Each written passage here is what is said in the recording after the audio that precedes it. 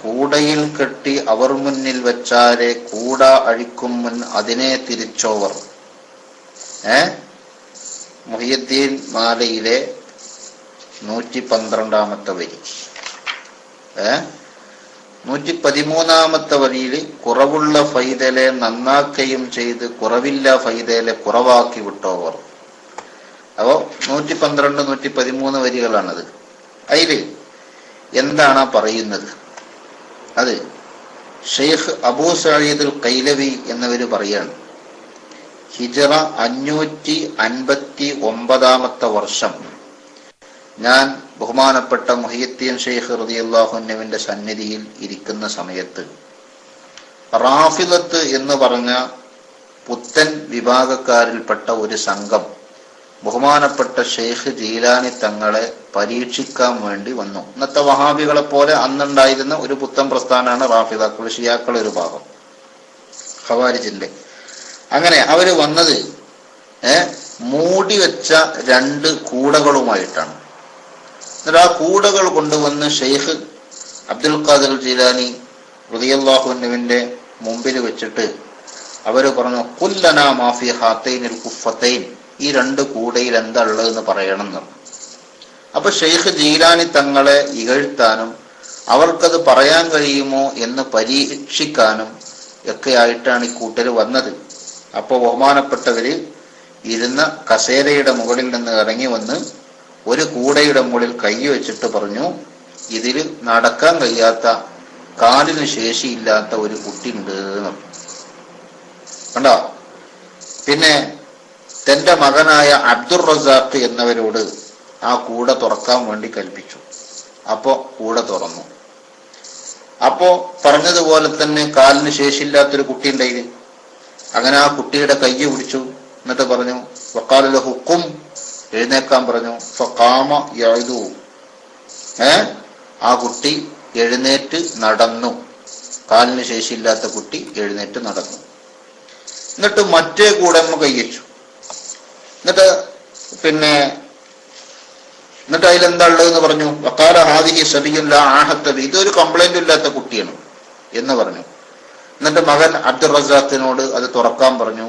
അപ്പൊ ഫൈദാ ഫിഹാ സബിയ്യുൻ ഫഖാമ യംശി, അതിലൊരു കുട്ടിയുണ്ട്, ആ കുട്ടി എഴുന്നേറ്റ് നടക്കാൻ തുടങ്ങി. ഫഅംസക ബിനാസിയതിഹി, അപ്പൊ ആ കുട്ടിയുടെ മൂർദാവിന് പിടിച്ചു. വഖാല ലഹു ഇഖ്അദ്, നീ നടക്കണ്ട, അവിടെ ഇരുന്നോ എന്ന് പറഞ്ഞു. ഫഖഅദ, പിന്നെ അക്കുട്ടി നടക്കാൻ ശേഷിയില്ലാത്ത കുട്ടിയായി മാറി. ആ ഇരുത്തണ്ടിരുന്നതാണ്, പിന്നെ നീച്ചില്ല. കണ്ടോ, ഇതാണ് ആ സംഭവം. ഫതാബു അനിർ റഫ്ദി അലാ യദിഹി, ഇത് കണ്ടപ്പോ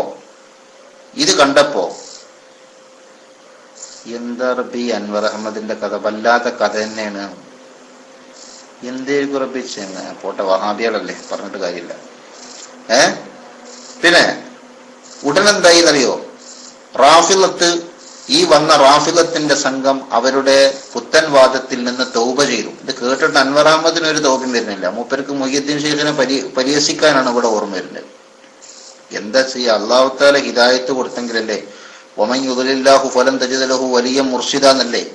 ആരെങ്കിലും അള്ളാഹു പഴപ്പിച്ചാല് അവനെ നന്നാക്കുന്ന ഒരാളെയും നിങ്ങൾക്ക് കിട്ടൂല, ജീവിക്കും കഴിയൂല എന്നല്ലേ അതിന്റെ അർത്ഥം.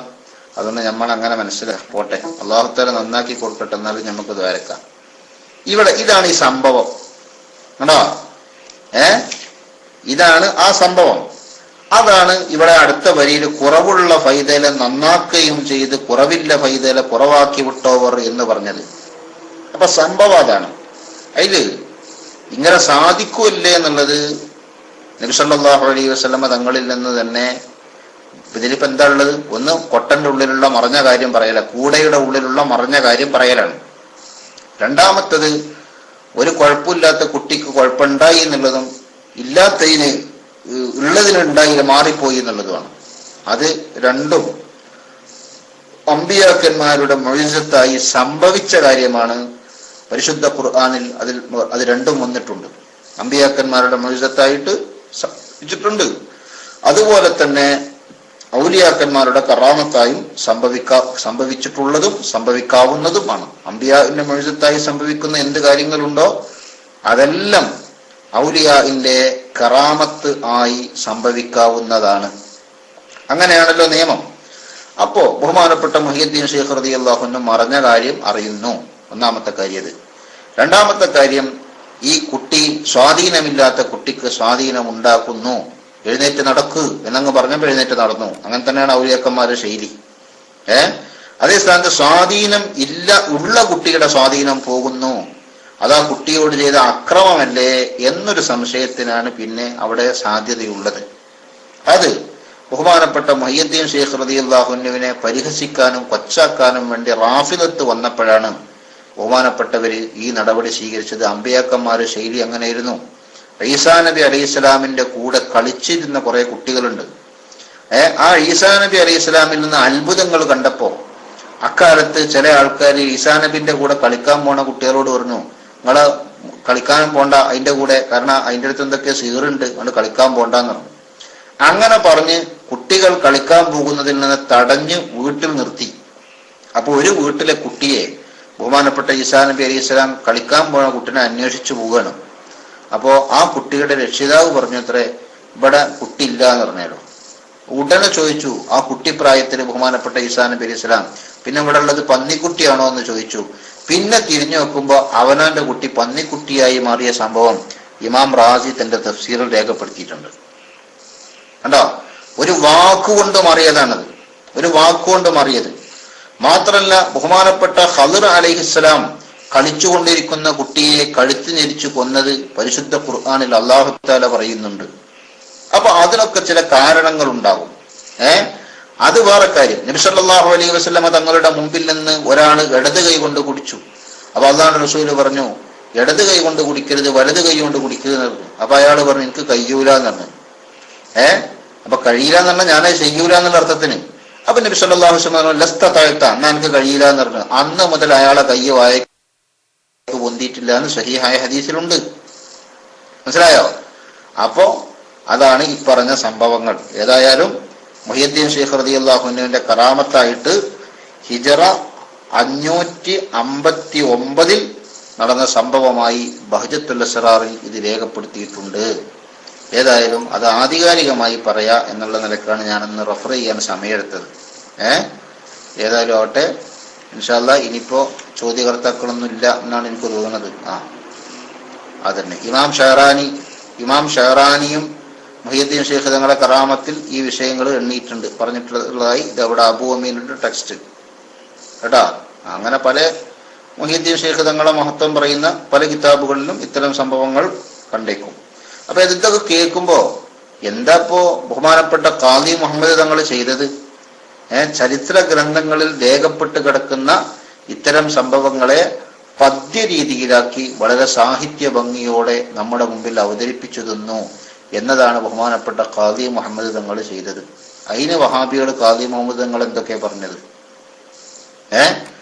അതേപോലെ ബഹ്ജത്തുൽ അസ്റാറിൽ പിന്നെ ഇത്തരം സംഭവങ്ങള് ബഹ്ജത്തുൽ അസ്റാറിൽ രേഖപ്പെടുത്തി വെച്ചു എന്നതിന്റെ പേരിൽ വഹാബികള് ബഹ്ജത്തുൽ അസ്റാറിന്റെ കർത്താവിനെ കുറിച്ച് എന്തൊക്കെ പറഞ്ഞു?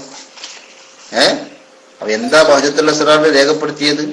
മുഹിയുദ്ദീൻ ശൈഖ് റളിയല്ലാഹു അൻഹുവിന്റെ ചരിത്രം, മുഹിയുദ്ദീൻ ശൈഖിന്റെ ചരിത്രം രേഖപ്പെടുത്തിയതിന്റെ പേരിലാണ് ബഹ്ജത്തുൽ അസ്റാറിനെ കുറ്റം പറയുന്നത്, അല്ലേ? അപ്പോ ശത്രുനൂഫിയുടെ ബഹ്ജത്തുൽ അസ്റാറിനെ വഹാബികള് പരിഹസിക്കുകയും മാത്രമല്ല മുഹിയുദ്ദീൻ ശൈഖ് തങ്ങളുടെ ഈ ചരിത്രങ്ങൾ രേഖപ്പെടുത്തി എന്ന നിലക്ക് ബഹുമാനപ്പെട്ടവരെ കുറിച്ച് എന്തുവരെ പറഞ്ഞു അറിയങ്ങള്? ബഹ്ജത്തുൽ അസ്റാറിന്റെ കർത്താവ് നിരീശ്വരവാദിയാണ് എന്നുവരെ പറയുകയുണ്ടായി. ബഹ്ജത്തുൽ അസ്റാറിന്റെ എന്താണ് ബഹ്ജത്തുൽ അസ്റാറിന്റെ കർത്താവ് ചെയ്ത തെറ്റ്? മുഹിയുദ്ദീൻ ശൈഖിന്റെ ചരിത്രം രേഖപ്പെടുത്തി എന്നുള്ളതാണ്. എന്നാൽ ബഹ്ജത്തുൽ അസ്റാറിന്റെ കർത്താവ് ചരിത്രം രേഖപ്പെടുത്തിയാൽ ആ ചരിത്രം വിശ്വസിക്കാവുന്നതാണെന്നും ആ വിഷയങ്ങളിൽ അദ്ദേഹം സ്വീകാര്യനാണെന്നും ആണ് ലോക പ്രശസ്ത പണ്ഡിതന്മാരുടെ നിലപാടിൽ നിന്ന് മനസ്സിലാകുന്നത്. ബഹുമാനപ്പെട്ട ഇമാം ഇബ്നു ഹജർ അസ്ഖലാനി റളിയല്ലാഹു അൻഹുവിന് ഗൈബത്തുൻ നാദിർ ഫീ മനാഖിബ് ശൈഖ് അബ്ദുൽ ഖാദിർ എന്ന് പറഞ്ഞ മുഹിയുദ്ദീൻ ശൈഖ് റളിയല്ലാഹു അൻഹുവിന്റെ ചരിത്രം വിവരിക്കുന്ന ഒരു ഗ്രന്ഥമുണ്ട്. ആ ഗ്രന്ഥം, അത് ആരുടെ ഗ്രന്ഥം? മറക്കണ്ട, ഫത്തുഹുൽ ബാരിന്റെ മുസന്നിഫ് ഹാഫിദുൽ ദുനിയ ഇബ്നു ഹജർ അസ്ഖലാനി റളിയല്ലാഹു അൻഹുവിൻ്റെത്. ആ ഗ്രന്ഥം ബഹുമാനപ്പെട്ട ഇബ്നു ഹജർ അസ്ഖലാനി റളിയല്ലാഹു അൻഹു തുടങ്ങുന്നത് തന്നെ ബഹ്ജത്തുൽ അസ്റാറിന്റെ നഖ്ല് ഉദ്ധരിച്ചുകൊണ്ടാണ്, ബഹ്ജത്തുൽ അസ്റാറിൽ നിന്ന് കോട്ട് ചെയ്തുകൊണ്ടാണ്. മനസ്സിലായില്ലേ? അതാണ് മനസ്സിലാക്കേണ്ടത്. അപ്പോ ബഹ്ജത്തുൽ അസ്റാർ എന്ന ഗ്രന്ഥത്തിന്റെ കർത്താവ് ഞാൻ നേരത്തെ പറഞ്ഞല്ലോ, അലി ഇബ്നു യൂസുഫ് ഇബ്നു ജുറൈറുൽ ഷത്നൂഫി. അവര് ഈ ബഹ്ജത്തുൽ അസ്റാറിന്റെ കർത്താവാണെന്ന് മാത്രമല്ല, അവരെ കുറിച്ച് നിരീശ്വരവാദി എന്നാണ് വഹാബികൾ പറയുന്നത്. നിരീശ്വരവാദി. എന്താ ഇതിന്റെ കാരണം? എന്താ ഷത്നൂഫിയിൽ നിന്ന് ഈ ലോകത്ത് നിരീശ്വരവാദി എന്ന് മാത്രം അല്ല എന്ന് വരെ പറഞ്ഞ് അവരെ കൊച്ചാക്കാൻ വഹാബികള് ഷത്നൂഫിക്ക് കണ്ട മൈനസ് മാർക്ക് എന്താ? മുഹ്യിദ്ദീൻ ഷെയ്ഖ് തങ്ങളുടെ ചരിത്രം ക്രോഡീകരിച്ചു എന്നുള്ളതാണ്. സത്യത്തിൽ ലോക ആലിമീങ്ങൾ ഇമാം സുയൂത്ത് റളിയല്ലാഹു അൻഹു, നേരത്തെ പറഞ്ഞ ഇബ്നുൽ അസ്ഖലാനി റളിയല്ലാഹു അൻഹു തുടങ്ങിയവരെല്ലാം മുഹ്യിദ്ദീൻ ഷെയ്ഖിന്റെ ചരിത്രം രേഖപ്പെടുത്തിയ ഷത്നൂഫിയുടെ ഗ്രന്ഥത്തെ അവലംബിച്ചവരാണ്, ആ ഗ്രന്ഥങ്ങളിൽ നിന്ന് ഉദ്ധരിച്ചവരുമാണ്. അപ്പൊ ആലിമീങ്ങൾ ആ ഗ്രന്ഥങ്ങളിൽ നിന്ന് ഉദ്ധരിച്ചത് തന്നെ നമുക്ക് ബഹുമാനപ്പെട്ട ഉലമാഇന്റെ ലോകത്ത് ഈ വിഷയത്തിൽ ഷത്നൂഫിക്കുള്ള അംഗീകാരം ബോധ്യപ്പെടുത്തി തരുന്നുണ്ട്. എന്നിട്ട് പോലും ഒരു പാതകവും ചെയ്യാതെ മുഹ്യിദ്ദീൻ ഷെയ്ഖ് തങ്ങളുടെ ചരിത്രം രേഖപ്പെടുത്തി എന്ന ഒറ്റ കാരണത്താൽ ബഹുമാനപ്പെട്ടവരെ കുറിച്ച് നിരീശ്വരവാദി എന്ന് പോലും പറയുന്ന അവസ്ഥയിലാണ് ആരുള്ളത്? വഹാബികളുള്ളത്. നിങ്ങളൊന്ന് ആലോചിച്ച് നോക്കണം ഈ വഹാബിസത്തിന്റെ കടുകട്ടി. മാത്രല്ല നിങ്ങൾ നോക്കി വേറൊന്ന്, നബി സല്ലല്ലാഹു അലൈഹി വസല്ലമ തങ്ങളുടെ ഖബർ ഷരീഫിന്റെ അടുക്കൽ വന്നിട്ട് അള്ളാന്റെ റസൂലിന്റെ മുമ്പിൽ വന്നിട്ട് തലയിൽ മണ്ണ് വാരിയിട്ട് സങ്കടപ്പെട്ട് കരഞ്ഞ ഒരു സ്വഹാബി, ഒരു മഹാനുണ്ടല്ലോ, ഉത്ബി അല്ലെ? ഹിജറന്റെ 3-ാം നൂറ്റാണ്ടിൽ ജീവിച്ച മഹാനാണ് ഉത്ബി. ആ ഉത്ബി അത് ചെയ്തതിന്റെ പേരിൽ ഇമാമിയങ്ങൾ അവരുടെ കിതാബുകളിൽ എല്ലാം ഈ സംഭവം രേഖപ്പെടുത്തിക്കണം. വലൗ അന്നഹും ഇളലമു അൻഫുസഹും ജാഊക എന്ന സൂറത്തുൻ നിസാഇന്റെ 64-ാമത്തെ ആയത്തിന്റെ തഫ്സീറിൽ. അപ്പൊ നബി സല്ലല്ലാഹു അലൈഹി വസല്ലമ തങ്ങളുടെ മുന്നിൽ വന്നിട്ട് പാപം ചെയ്തു പോയവരോട് ഇവിടെ വരാനാണല്ലോ അള്ളാഹ് പറഞ്ഞത്, അതുകൊണ്ട് നബിയെ ഞാനിതാ തങ്ങളെ കൊണ്ട് ഇടതേടുകയും തങ്ങളോട് എനിക്ക് വേണ്ടി ശഫാഅത്ത് ചെയ്യാൻ ആവശ്യപ്പെടുകയും ചെയ്യുന്നു, എന്റെ തെറ്റുകുറ്റങ്ങൾ പുറത്തു തരാൻ വേണ്ടി ഞാൻ അവിടെ വന്നിരിക്കുന്നു എന്ന് പറഞ്ഞുകൊണ്ട് നബി സല്ലല്ലാഹു അലൈഹി വസല്ലമ തങ്ങളുടെ മുമ്പിൽ നിന്ന് വിലപിച്ച ആ മഹാന്റെ ചരിത്രം പല പണ്ഡിതന്മാരും രേഖപ്പെടുത്തിയപ്പോ ഈ ഒറ്റ കാരണത്താൽ വഹാബികൾ ഉത്ബിയെ കുറിച്ച് കള്ളുകൂടി എന്ന് പറഞ്ഞു. നിങ്ങളൊന്ന് ആലോചിച്ച് നോക്കി വഹാബിസത്തിന്റെ തൊലിക്കെട്ടി. എന്താ ഇപ്പൊ ഇതൊക്കെ? നമ്മളെ നാട്ടില് രാഷ്ട്രീയക്കാരും കൂടി പറയില്ല അങ്ങനെ, അല്ലെ?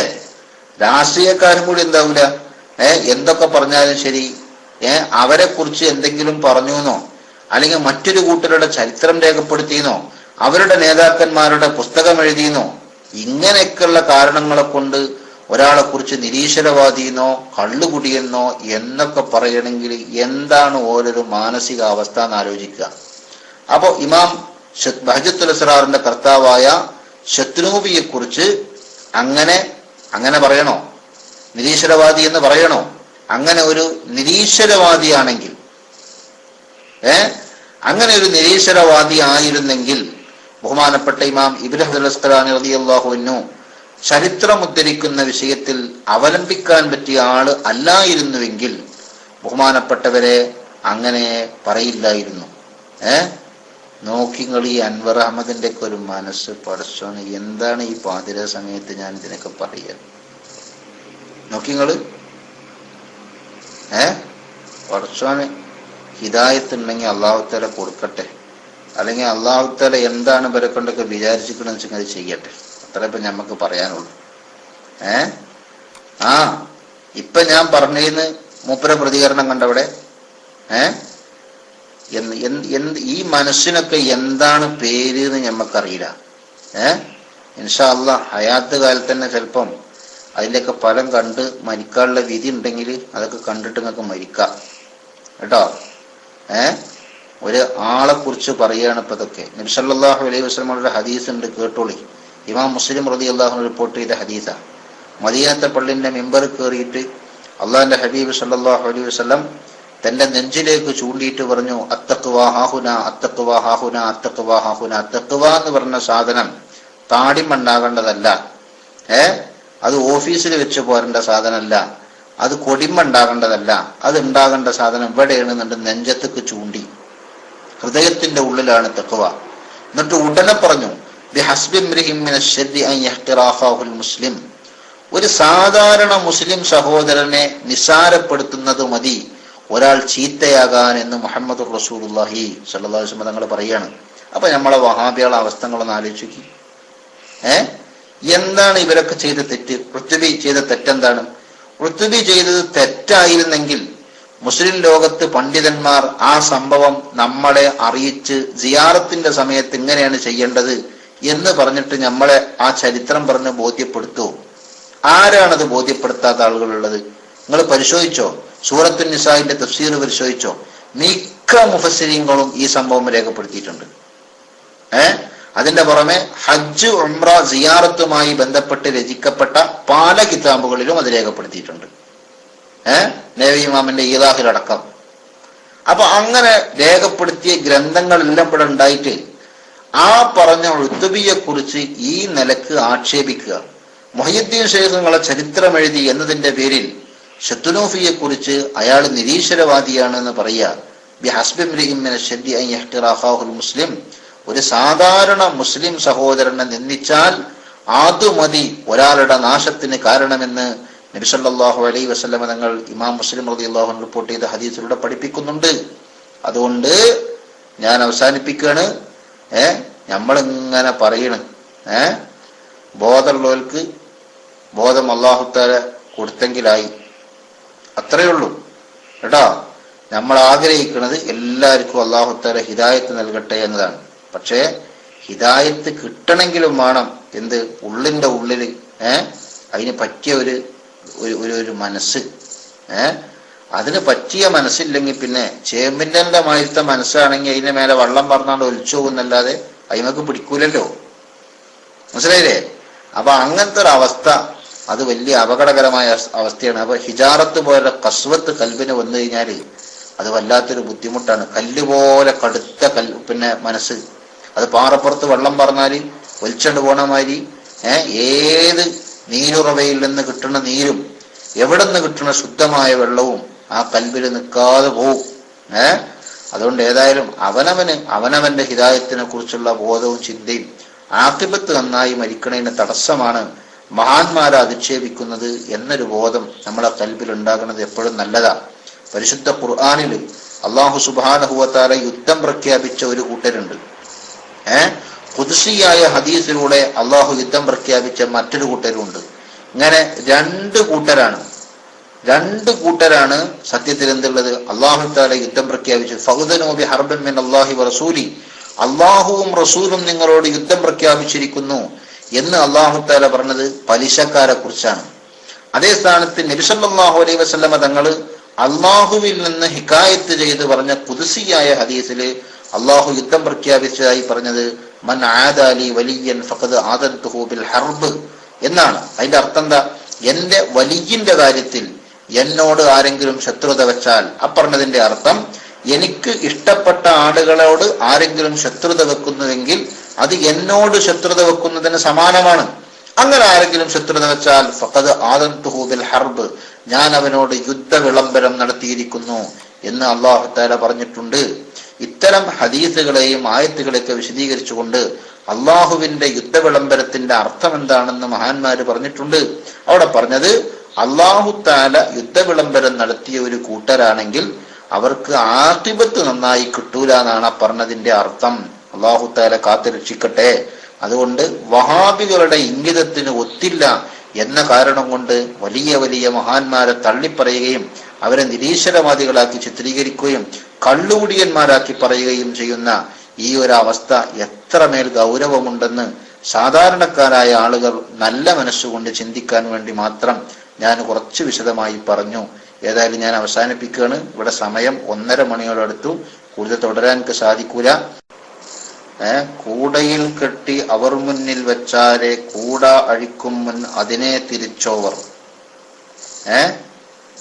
മുഹിയുദ്ദീൻ മാലയിലെ 112 വരി. 113 വരിയിൽ കുറവുള്ള ഫൈതലെ നന്നാക്കുകയും ചെയ്ത് കുറവില്ല ഫൈതലെ കുറവാക്കി വിട്ടോവർ. അപ്പോ 112, 113 വരികളാണത്. അതില് എന്താണ് പറയുന്നത്? അത് ഷെയ്ഖ് അബൂ സഈദ് അൽ ഖൈലവി എന്നവര് പറയാണ്, ഹിജ്റ 559 വർഷം ഞാൻ ബഹുമാനപ്പെട്ട മുഹിയുദ്ദീൻ ഷെയ്ഖ് റളിയല്ലാഹു അൻഹുവിന്റെ സന്നിധിയിൽ ഇരിക്കുന്ന സമയത്ത് റാഫിളത്ത് എന്ന് പറഞ്ഞ പുത്തൻ വിഭാഗക്കാരിൽപ്പെട്ട ഒരു സംഘം ബഹുമാനപ്പെട്ട ഷെയ്ഖ് ജീലാനി തങ്ങളെ പരീക്ഷിക്കാൻ വേണ്ടി വന്നു. ഇന്നത്തെ വഹാബികളെ പോലെ അന്നുണ്ടായിരുന്ന ഒരു പുത്തൻ പ്രസ്ഥാനമാണ് റാഫിളകൾ, ഷിയാക്കൾ ഒരു ഭാഗം, ഖവാരിജിന്റെ. അങ്ങനെ അവര് വന്നത് മൂടി വെച്ച 2 കൂടകളുമായിട്ടാണ്. എന്നിട്ട് ആ കൂടകൾ കൊണ്ടുവന്ന് ഷെയ്ഖ് അബ്ദുൽ ഖാദിർ ജീലാനി റളിയല്ലാഹു അൻഹുവിന്റെ മുമ്പിൽ വെച്ചിട്ട് അവര് പറഞ്ഞു, ഖുല്ലനാ മാ ഫീ ഹാതൈനിൽ ഖുഫതൈൻ, ഈ 2 കൂടയിൽ എന്താ ഉള്ളതെന്ന് പറയണം എന്ന്. അപ്പൊ ഷെയ്ഖ് ജീലാനി തങ്ങളെ ഇകഴ്ത്താനും അവർക്കത് പറയാൻ കഴിയുമോ എന്ന് പരീക്ഷിക്കാനും ഒക്കെ ആയിട്ടാണ് ഈ കൂട്ടര് വന്നത്. അപ്പൊ ബഹുമാനപ്പെട്ടവര് ഇരുന്ന കസേരയുടെ മുകളിൽ നിന്ന് ഇറങ്ങി വന്ന് ഒരു കൂടയുടെ മുകളിൽ കൈ വെച്ചിട്ട് പറഞ്ഞു, ഇതിൽ നടക്കാൻ കഴിയാത്ത, കാലിന് ശേഷിയില്ലാത്ത ഒരു കുട്ടി ഉണ്ട് കണ്ടോ. പിന്നെ തന്റെ മകനായ അബ്ദുർ റസാഖ് എന്നവരോട് ആ കൂട തുറക്കാൻ വേണ്ടി കൽപ്പിച്ചു. അപ്പോ കൂട തുറന്നു. അപ്പോ പറഞ്ഞതുപോലെ തന്നെ കാലിന് ശേഷിയില്ലാത്തൊരു കുട്ടി ഉണ്ടായി. അങ്ങനെ ആ കുട്ടിയുടെ കൈ പിടിച്ചു. എന്നിട്ട് പറഞ്ഞു, വഖാല ലഹു ഖും, എഴുന്നേക്കാൻ പറഞ്ഞു. ഫഖാമ യഅദു, ആ കുട്ടി എഴുന്നേറ്റ് നടന്നു. കാലിന് ശേഷിയില്ലാത്ത കുട്ടി എഴുന്നേറ്റ് നടന്നു. എന്നിട്ട് മറ്റേ കൂടമ്മ കൈവച്ചു. എന്നിട്ട് അതിലെന്താ ഉള്ളതെന്ന് പറഞ്ഞു. വഖാല ഹാദിഹി സബിയ്യുൻ ലാ ആഹത്ത ബി, ഇതൊരു കംപ്ലൈന്റും ഇല്ലാത്ത കുട്ടിയാണ് എന്ന് പറഞ്ഞു. എന്നിട്ട് മകൻ അബ്ദുർ റസാഖിനോട് അത് തുറക്കാൻ പറഞ്ഞു. അപ്പൊ ഫൈദാ ഫിഹാ സബിയ്യുൻ ഫഖാമ യംശി, അതിലൊരു കുട്ടിയുണ്ട്, ആ കുട്ടി എഴുന്നേറ്റ് നടക്കാൻ തുടങ്ങി. ഫഅംസക ബിനാസിയതിഹി, അപ്പൊ ആ കുട്ടിയുടെ മൂർദാവിന് പിടിച്ചു. വഖാല ലഹു ഇഖ്അദ്, നീ നടക്കണ്ട, അവിടെ ഇരുന്നോ എന്ന് പറഞ്ഞു. ഫഖഅദ, പിന്നെ അക്കുട്ടി നടക്കാൻ ശേഷിയില്ലാത്ത കുട്ടിയായി മാറി. ആ ഇരുത്തണ്ടിരുന്നതാണ്, പിന്നെ നീച്ചില്ല. കണ്ടോ, ഇതാണ് ആ സംഭവം. ഫതാബു അനിർ റഫ്ളി അലാ യദിഹി, ഇത് കണ്ടപ്പോ എന്താ റബ്ബി അൻവർ അഹമ്മദിന്റെ കഥ, വല്ലാത്ത കഥ തന്നെയാണ്. എന്തേക്കും റബ്ബി പോട്ടെ, വഹാബികളല്ലേ, പറഞ്ഞിട്ട് കാര്യമില്ല. പിന്നെ ഉടനെന്തായി എന്നറിയോ, റാഫിളത്ത്, ഈ വന്ന റാഫിളത്തിന്റെ സംഘം അവരുടെ പുത്തൻവാദത്തിൽ നിന്ന് തൗബ ചെയ്തു. ഇത് കേട്ടിട്ട് അൻവർ അഹമ്മദിന് ഒരു തൗബയും വരുന്നില്ല. മൂപ്പർക്ക് മുഹിയുദ്ദീൻ ഷെയ്ഖിനെ പരിഹസിക്കാനാണ് ഇവിടെ ഓർമ്മ വരുന്നത്. എന്താ ചെയ്യുക, അല്ലാഹു തആല ഹിദായത്ത് കൊടുത്തെങ്കിലല്ലേ. വമൻ യുദ്ലില്ലാഹു ഫലൻ തജിദ ലഹു വലിയ മുർഷിദ എന്നല്ലേ. ആരെങ്കിലും അള്ളാഹു പഴപ്പിച്ചാല് അവനെ നന്നാക്കുന്ന ഒരാളെയും നിങ്ങൾക്ക് കിട്ടൂല, ജീവിക്കും കഴിയൂല എന്നല്ലേ അതിന്റെ അർത്ഥം. അതൊന്ന് നമ്മൾ അങ്ങനെ മനസ്സിലാക്കി പോട്ടെ. അല്ലാഹു തആല നന്നാക്കി കൊടുക്കട്ടെ, എന്നാലും നമുക്ക് ദ്വാരക്കാം. ഇവിടെ ഇതാണ് ഈ സംഭവം കണ്ടോ. ഇതാണ് ആ സംഭവം. അതാണ് ഇവിടെ അടുത്ത വരിയിൽ കുറവുള്ള ഫൈതലെ നന്നാക്കുകയും ചെയ്ത് കുറവില്ല ഫൈതലെ കുറവാക്കി വിട്ടോവർ എന്ന് പറഞ്ഞത്. അപ്പൊ സംഭവം അതാണ്. അതില് ഇങ്ങനെ സാധിക്കൂല്ലേ എന്നുള്ളത് നബി സല്ലല്ലാഹു അലൈഹി വസല്ലമ തങ്ങളിൽ നിന്ന് തന്നെ. ഇതിലിപ്പോ എന്താ ഉള്ളത്? ഒന്ന് കൊട്ടന്റെ ഉള്ളിലുള്ള മറഞ്ഞ കാര്യം പറയല, കൂടയുടെ ഉള്ളിലുള്ള മറഞ്ഞ കാര്യം പറയലാണ്. രണ്ടാമത്തത് ഒരു കുഴപ്പമില്ലാത്ത കുട്ടിക്ക് കുഴപ്പമുണ്ടായി എന്നുള്ളതും ഇല്ലാത്തതിന് ഉള്ളതിനുണ്ടായി മാറിപ്പോയി എന്നുള്ളതുമാണ്. അത് രണ്ടും അമ്പിയാക്കന്മാരുടെ മുഅ്ജിസത്തായി സംഭവിച്ച കാര്യമാണ്. പരിശുദ്ധ ഖുർആനിൽ അത് രണ്ടും വന്നിട്ടുണ്ട്. അമ്പിയാക്കന്മാരുടെ മുഅ്ജിസത്തായിട്ട് സംഭവിച്ചിട്ടുണ്ട്. അതുപോലെ തന്നെ ഔലിയാക്കന്മാരുടെ കറാമത്തായും സംഭവിച്ചിട്ടുള്ളതും സംഭവിക്കാവുന്നതുമാണ്. അമ്പിയാന്റെ മുഅ്ജിസത്തായി സംഭവിക്കുന്ന എന്ത് കാര്യങ്ങളുണ്ടോ അതെല്ലാം ഔലിയാന്റെ കറാമത്ത് ആയി സംഭവിക്കാവുന്നതാണ്. അങ്ങനെയാണല്ലോ നിയമം. അപ്പോ ബഹുമാനപ്പെട്ട മുഹിയുദ്ദീൻ ഷെയ്ഖ് റളിയല്ലാഹു അൻഹു മറഞ്ഞ കാര്യം അറിയുന്നു. ഒന്നാമത്തെ കാര്യം. രണ്ടാമത്തെ കാര്യം, ഈ കുട്ടി സ്വാധീനമില്ലാത്ത കുട്ടിക്ക് സ്വാധീനം ഉണ്ടാക്കുന്നു. എഴുന്നേറ്റ് നടക്ക് എന്നങ്ങ് പറഞ്ഞപ്പോൾ എഴുന്നേറ്റ് നടന്നു. അങ്ങനെ തന്നെയാണ് ഔലിയാക്കന്മാരുടെ ശൈലി. അതേ സ്ഥാനത്ത് സ്വാധീനം ഉള്ള കുട്ടിയുടെ സ്വാധീനം പോകുന്നു, അതാ കുട്ടിയോട് ചെയ്ത അക്രമമല്ലേ എന്നൊരു സംശയത്തിനാണ് പിന്നെ അവിടെ സാധ്യതയുള്ളത്. അത് ബഹുമാനപ്പെട്ട മുഹയ്യിദ്ദീൻ ശൈഖ് റളിയല്ലാഹു അൻഹുവിനെ പരിഹസിക്കാനും കൊച്ചാക്കാനും വേണ്ടി റാഫിദത്ത് വന്നപ്പോഴാണ് ബഹുമാനപ്പെട്ടവര് ഈ നടപടി സ്വീകരിച്ചത്. അമ്പിയാക്കന്മാരുടെ ശൈലി അങ്ങനെയായിരുന്നു. ഈസാ നബി അലൈഹിസ്സലാമിന്റെ കൂടെ കളിച്ചിരുന്ന കുറെ കുട്ടികളുണ്ട്. ആ ഈസാ നബി അലൈഹിസ്സലാമിൽ നിന്ന് അത്ഭുതങ്ങൾ കണ്ടപ്പോ അക്കാലത്ത് ചില ആൾക്കാർ ഈസാ നബിന്റെ കൂടെ കളിക്കാൻ പോണ കുട്ടികളോട് പറഞ്ഞു, നിങ്ങള് കളിക്കാൻ പോണ്ട അതിന്റെ കൂടെ, കാരണം അതിന്റെ അടുത്ത് എന്തൊക്കെ സീറുണ്ട്, നിങ്ങൾ കളിക്കാൻ പോണ്ടെന്ന് പറഞ്ഞു. അങ്ങനെ പറഞ്ഞ് കുട്ടികൾ കളിക്കാൻ പോകുന്നതിൽ നിന്ന് തടഞ്ഞ് വീട്ടിൽ നിർത്തി. അപ്പൊ ഒരു വീട്ടിലെ കുട്ടിയെ ബഹുമാനപ്പെട്ട ഈസാ നബി അലൈഹിസ്സലാം കളിക്കാൻ പോണ കുട്ടിനെ അന്വേഷിച്ചു പോവുകയാണ്. അപ്പോ ആ കുട്ടിയുടെ രക്ഷിതാവ് പറഞ്ഞു, അത്രേ ഇവിടെ കുട്ടി ഇല്ല എന്ന് പറഞ്ഞാലോ.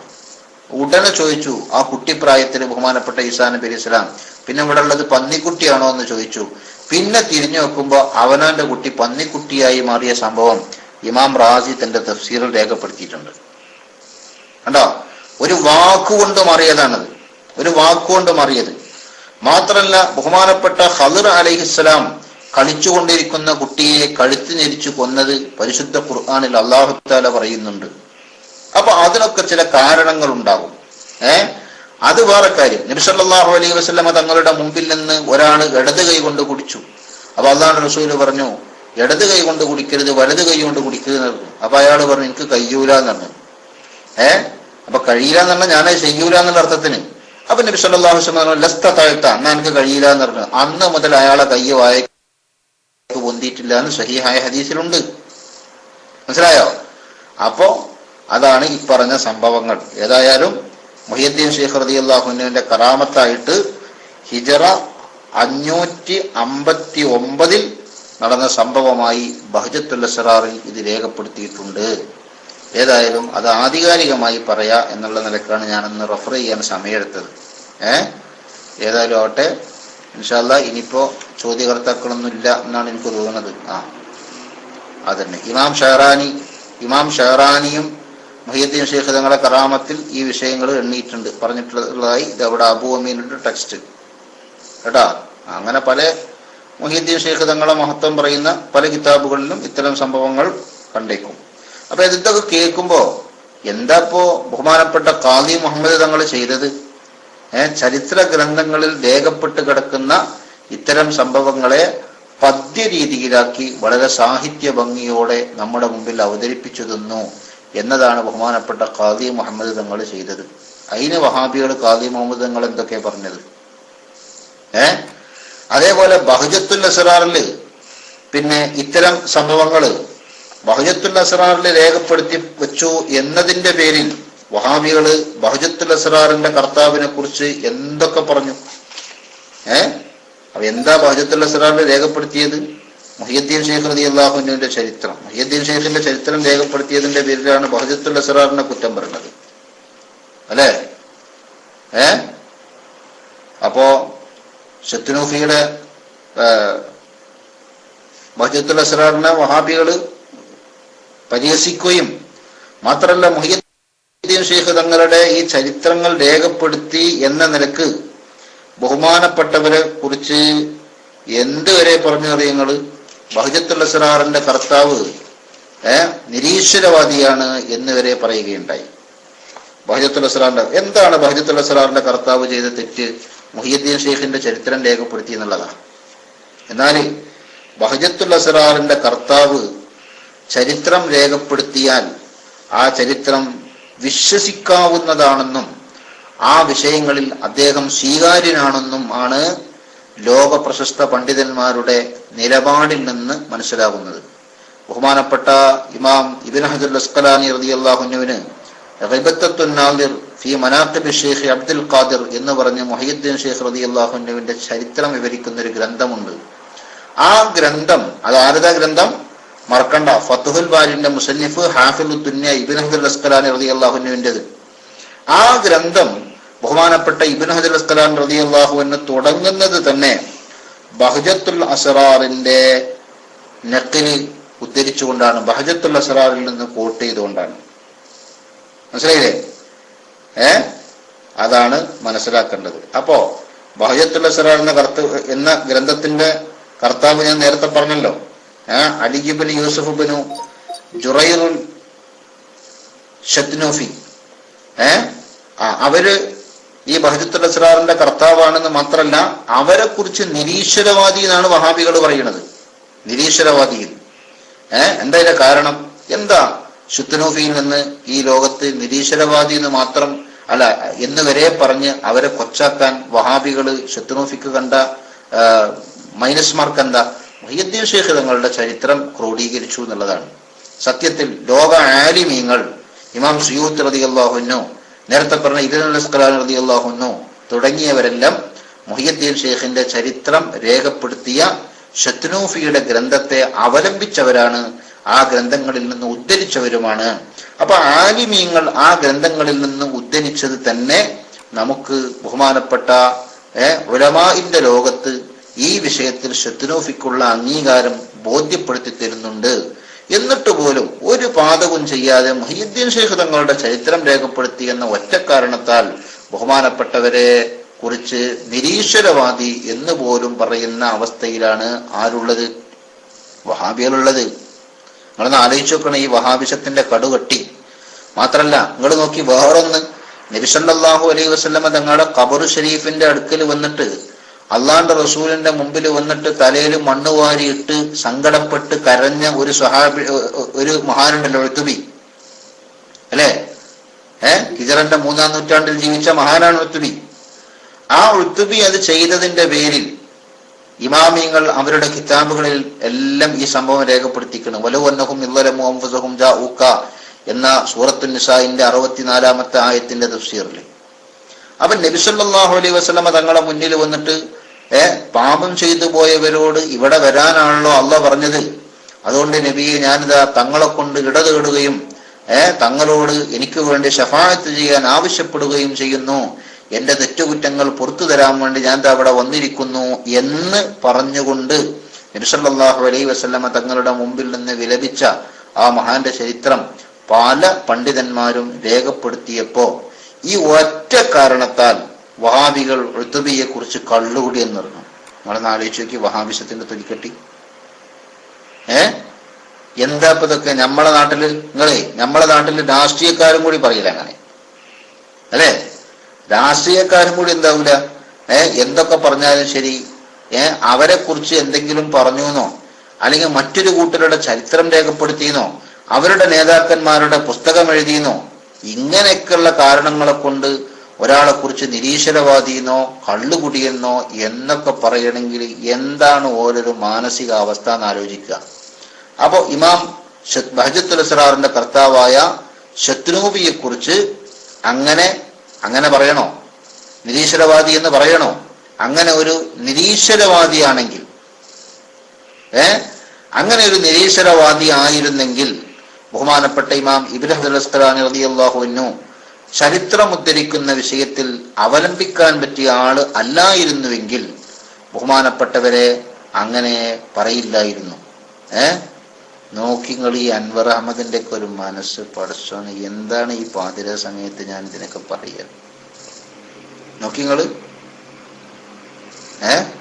പടച്ചോന് ഹിദായത്തുണ്ടെങ്കിൽ അള്ളാഹു തആല കൊടുക്കട്ടെ, അല്ലെങ്കിൽ അള്ളാഹു തആല എന്താണ് ഇവരെ കൊണ്ടൊക്കെ വിചാരിച്ചിരിക്കണെന്ന് വെച്ചാൽ അത് ചെയ്യട്ടെ. അത്ര ഇപ്പൊ ഞമ്മക്ക് പറയാനുള്ളൂ. ഇപ്പൊ ഞാൻ പറഞ്ഞതിന് മൂപ്പര പ്രതികരണം കണ്ടവിടെ ഈ മനസ്സിനൊക്കെ എന്താണ് പേര് എന്ന് ഞമ്മക്കറിയില്ല. ഇൻഷാ അല്ലാഹ് ഹയാത്ത് കാലത്ത് തന്നെ ചിലപ്പം അതിൻ്റെയൊക്കെ ഫലം കണ്ട് മരിക്കാനുള്ള വിധി ഉണ്ടെങ്കിൽ അതൊക്കെ കണ്ടിട്ട് നിങ്ങൾക്ക് മരിക്കാം കേട്ടോ. ഒരു ആളെ കുറിച്ച് പറയുകയാണ് ഇപ്പൊ ഇതൊക്കെ. നബി സല്ലല്ലാഹു അലൈഹി വസല്ലമയുടെ ഹദീസ് ഉണ്ട്, കേട്ടോളി. ഇമാം മുസ്ലിം റളിയല്ലാഹു അൻഹു റിപ്പോർട്ട് ചെയ്ത ഹദീസാ. മദീനത്തെ പള്ളിന്റെ മിമ്പർ കയറിയിട്ട് അള്ളാഹിന്റെ ഹബീബ് സല്ലല്ലാഹു അലൈഹി വസല്ലം തന്റെ നെഞ്ചിലേക്ക് ചൂണ്ടിയിട്ട് പറഞ്ഞു, അത്തഖ്വ ഹാഹുന, അത്തഖ്വ ഹാഹുന, അത്തഖ്വ ഹാഹുന. തഖ്വ എന്ന് പറഞ്ഞ സാധനം താടിമണ്ടാകേണ്ടതല്ല, അത് ഓഫീസിൽ വെച്ച് പോരേണ്ട സാധനമല്ല, അത് കൊടിമണ്ടാകേണ്ടതല്ല, അത് ഉണ്ടാകേണ്ട സാധനം ഇവിടെയാണെന്നുണ്ട് നെഞ്ചത്തേക്ക് ചൂണ്ടി. ഹൃദയത്തിന്റെ ഉള്ളിലാണ് തഖ്വ. എന്നിട്ട് ഉടനെ പറഞ്ഞു ബിഹസ്ബി ഇംറിഇൻ മിന അശ്ശർരി അൻ യഹ്തിറാഖഹുൽ മുസ്ലിം, ഒരു സാധാരണ മുസ്ലിം സഹോദരനെ നിസാരപ്പെടുത്തുന്നത് മതി ഒരാൾ ചീത്തയാകാൻ എന്ന് മുഹമ്മദുർ റസൂലുള്ളാഹി സ്വല്ലല്ലാഹു അലൈഹി വസല്ലം തങ്ങൾ പറയാണ്. അപ്പൊ നമ്മളെ വഹാബികളുടെ അവസ്ഥകളൊന്ന് ആലോചിച്ചു. എന്താണ് ഇവരൊക്കെ ചെയ്ത തെറ്റ്? ഋത്ബി ചെയ്ത തെറ്റെന്താണ്? ഋത്ബി ചെയ്തത് തെറ്റായിരുന്നെങ്കിൽ മുസ്ലിം ലോകത്ത് പണ്ഡിതന്മാർ ആ സംഭവം നമ്മളെ അറിയിച്ച് സിയാറത്തിന്റെ സമയത്ത് ഇങ്ങനെയാണ് ചെയ്യേണ്ടത് എന്ന് പറഞ്ഞിട്ട് നമ്മളെ ആ ചരിത്രം പറഞ്ഞ് ബോധ്യപ്പെടുത്തുമോ? ആരാണത് ബോധ്യപ്പെടുത്താത്ത ആളുകളുള്ളത്? നിങ്ങൾ പരിശോധിച്ചോ? സൂറത്തുൻ നിസാഇന്റെ തഫ്സീർ പരിശോധിച്ചോ? മിക്ക മുഫസ്സിരീങ്ങളും ഈ സംഭവം രേഖപ്പെടുത്തിയിട്ടുണ്ട്. അതിന്റെ പുറമെ ഹജ്ജ്, ഉംറ, സിയാറത്തുമായി ബന്ധപ്പെട്ട് രചിക്കപ്പെട്ട പല കിതാബുകളിലും അത് രേഖപ്പെടുത്തിയിട്ടുണ്ട്. നബവി ഇമാമിന്റെ ഈദാഹിലടക്കം. അപ്പൊ അങ്ങനെ രേഖപ്പെടുത്തിയ ഗ്രന്ഥങ്ങളെല്ലാം ഇവിടെ ഉണ്ടായിട്ട് ആ പറഞ്ഞ ഋതുബിയെ കുറിച്ച് ഈ നിലക്ക് ആക്ഷേപിക്കുക, മുഹയ്യിദ്ദീൻ ശൈഖുകളെ ചരിത്രം എഴുതി എന്നതിന്റെ പേരിൽ ശത്തുനൂഫിയെ കുറിച്ച് അയാൾ നിരീശ്വരവാദിയാണെന്ന് പറയുക, ബിഹസ്ബി ഇംറിഇൻ മിന അശ്ശർരി അൻ യഹ്തിറാഖഹുൽ മുസ്ലിം, ഒരു സാധാരണ മുസ്ലിം സഹോദരനെ നിന്ദിച്ചാൽ അതുമതി ഒരാളുടെ നാശത്തിന് കാരണമെന്ന് നബി സല്ലല്ലാഹു അലൈഹി വസല്ലം തങ്ങൾ ഇമാം മുസ്ലിം റളിയല്ലാഹു അൻഹു റിപ്പോർട്ട് ചെയ്ത ഹദീസിലൂടെ പഠിപ്പിക്കുന്നുണ്ട്. അതുകൊണ്ട് ഞാൻ അവസാനിപ്പിക്കുകയാണ്. നമ്മളിങ്ങനെ പറയണ്, ബോധമുള്ളവർക്ക് ബോധം അല്ലാഹു തആല കൊടുത്തെങ്കിലായി, അത്രയേ ഉള്ളൂ കേട്ടോ. നമ്മൾ ആഗ്രഹിക്കുന്നത് എല്ലാവർക്കും അല്ലാഹു തആല ഹിദായത്ത് നൽകട്ടെ എന്നതാണ്. പക്ഷേ ഹിദായത്ത് കിട്ടണമെങ്കിലും വേണം എന്ത്? ഉള്ളിന്റെ ഉള്ളില് അതിന് പറ്റിയ ഒരു മനസ്സ്. അതിന് പറ്റിയ മനസ്സില്ലെങ്കിൽ പിന്നെ ചേമ്പിന്റെ മാതിരത്തെ മനസ്സാണെങ്കിൽ അതിന്റെ മേലെ വെള്ളം പറഞ്ഞാണ്ട് ഒലിച്ചു പോകുന്നല്ലാതെ അതിമക്ക് പിടിക്കൂലല്ലോ. മനസ്സിലായില്ലേ? അപ്പൊ അങ്ങനത്തെ ഒരു അവസ്ഥ അത് വലിയ അപകടകരമായ അവസ്ഥയാണ്. അപ്പൊ ഹിജാറത്ത് പോലെ കസ്വത്ത് കൽബിന് വന്നു കഴിഞ്ഞാല് അത് വല്ലാത്തൊരു ബുദ്ധിമുട്ടാണ്. കല്ലുപോലെ കടുത്ത മനസ്സ്, അത് പാറപ്പുറത്ത് വെള്ളം പറഞ്ഞാല് ഒലിച്ചണ്ട് പോണ മാതിരി ഏത് നീരുറവയിൽ നിന്ന് കിട്ടുന്ന നീരും എവിടെ നിന്ന് കിട്ടുന്ന ശുദ്ധമായ വെള്ളവും ആ കൽബിൽ നിൽക്കാതെ പോവും. അതുകൊണ്ട് ഏതായാലും അവനവന്റെ ഹിദായത്തിനെ കുറിച്ചുള്ള ബോധവും ചിന്തയും ആഖിബത്ത് നന്നായി മരിക്കണതിന് തടസ്സമാണ് മഹാന്മാരെ അധിക്ഷേപിക്കുന്നത് എന്നൊരു ബോധം നമ്മളെ കൽബിൽ ഉണ്ടാകുന്നത് എപ്പോഴും നല്ലതാ. പരിശുദ്ധ ഖുർആനിൽ അല്ലാഹു സുബ്ഹാനഹു വ തആല യുദ്ധം പ്രഖ്യാപിച്ച ഒരു കൂട്ടരുണ്ട്. ഖുദ്സിയായ ഹദീസിലൂടെ അള്ളാഹു യുദ്ധം പ്രഖ്യാപിച്ച മറ്റൊരു കൂട്ടരുണ്ട്. ഇങ്ങനെ രണ്ട്